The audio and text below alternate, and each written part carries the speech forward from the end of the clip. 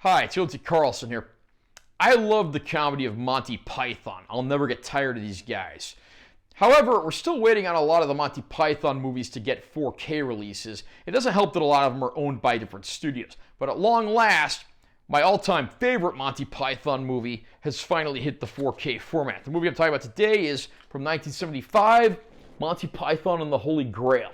I'm going to unbox this release and share my opinions. Close up there, of course, with the art in the classic Terry Gilliam style. A lot of random funny stuff on there. I'm not going to read it all, but there's the top of the backing card. Spine text. Back of the backing card. Under the backing card, we have the Monty Python and the Holy Grail version of God. Random trivia. God is the only character that appears in all 5 Monty Python films. We got a Blu-ray disc that includes several old archival bonus features in addition to the film itself. This is, from what I can tell, identical to the previously released Blu-ray aside from the art on the disc. And then we have the 4K Ultra High Def disc of the film. And underneath we have all the Knights of the Round Table gathered together. I really like the way that looks. One minor thing I do need to mention before moving on as well, this release does not include a digital code of the film. Just throwing that out there. Once in a lifetime, there comes a motion picture that changes the whole history of motion pictures. A picture so stunning in its effect, so vast in its impact that it profoundly affects the lives of those who see it. That picture might well be Monty Python and the Holy Grail, featuring the entire Python gang in this hilarious retelling of the Knights of King Arthur and their quest for the Holy Grail, celebrating 50 years of coconut-laden swallows, strange women lying in ponds distributing swords, and knights who say knee. Monty Python and the Holy Grail was the second film released by Monty Python, recorded between the 3rd and 4th seasons of their TV series, Monty Python's Flying Circus. Some material that was written for this film but not used, that was set in modern-day London, was later incorporated into some of the stories of the 4th season of the TV series. Their first movie, and now for something completely different, was just refilmed sketches from earlier Monty Python's Flying Circus episodes, although some of them were released in and now for something completely different first. Monty Python and the Holy Grail, on the other hand, tells a completely new story, this time around being a retelling of the tale of King Arthur, Camelot, his Knights of the Round Table, and their quest for the Holy Grail. And needless to say, the Monty Python take on this is absolutely hilarious. King Arthur is traveling the land and recruiting new knights for his cause. At one point, a vision of God appears to King Arthur and gives him the task of retrieving the Holy Grail, telling him that this is his purpose and his destiny. He recruits several very interesting comrades, including Sir Lancelot, an overzealous knight who kills without just cause, Sir Robin, who's so cowardly the emblem on his shield is literally a chicken, who has his purity tested in a castle full of beautiful women. And along the way, our knights have to encounter many numerous threats, including a castle full of temptresses, the knights who say knee, French taunters, vicious, angry creatures, including a cave monster and a killer rabbit. Yes, you heard that right. And pretty much everything in between. The film, of course, is a live-action film, and there are some scenes that are over-the-top, comically violent, including the classic battle between King Arthur and the Black Knight. But there's also a lot of those classic Terry Gilliam paper animations thrown in to liven things up a bit.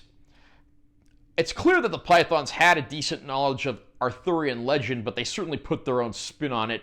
And in my opinion, this is easily the best of the films that they ever made. I know a lot of people tend to be more partial to the follow-up movie, Life of Brian, and I think that's a damn good film as well, but I do have to very slightly give the edge to Holy Grail. Maybe I am slightly biased because it was the first Python work that I ever saw. The movie does largely play out like a series of sketches that are loosely connected, but somehow it all comes together and works. The film was directed by Terry Gilliam and Terry Jones. Gilliam tended to be more a stickler for the technical stuff, whereas Jones was more of the standard on-the-set director. They ultimately decided that Jones would direct all the subsequent films, whereas Gilliam would be more of a technical advisor. And each member of the Pythons plays a ton of different parts in the movie, which makes it even funnier. I mean, for example, you have John Cleese playing not only Sir Lancelot, but he also plays the unlucky Black Knight earlier in the film, as well as Tim the Enchanter. I could go on and just describe who all plays what parts, but that would practically be material enough for another film. I love Monty Python, and when it comes to this classic British comedy troupe, absolutely nothing tops Monty Python and the Holy Grail. I couldn't be happier that it's now on 4K. Monty Python and the Holy Grail had a rough production. It was made on a very limited budget, to the point that the opening credits of the movie were pretty much done the way they were because they'd run out of money. But even those credits are absolutely hilarious. I don't know exactly what I was expecting from picture quality for something like Monty Python and the Holy Grail. As the narrator of the film would say, there was much rejoicing. Monty Python and the Holy Grail looks absolutely stunning in 4K.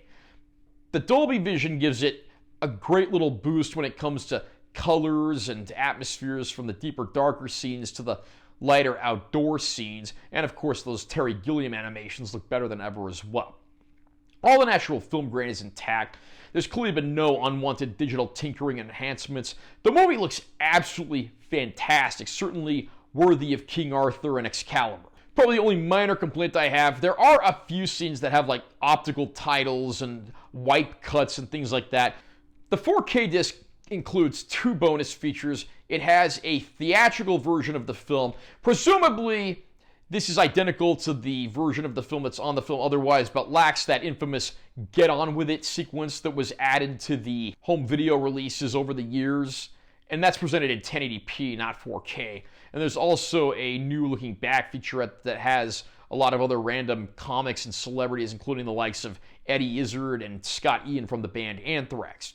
The Blu-ray disc includes most of the older archival bonus features, including some lost Terry Gilliam animations, looks back with the Pythons at the makings of the film. There's some literal back-to-English translations of the Japanese versions of the film. There's a version that has subtitles from Shakespeare for people who don't like the film, whatever that's supposed to mean. There's sing-alongs. There's a look back at some of the Holy Grail locations. Of course, those songs, often written and sung by Neil Innes, are some of the best parts of the entire film. And there's even a animated version of the Knights of the Round Table song done with Lego figures.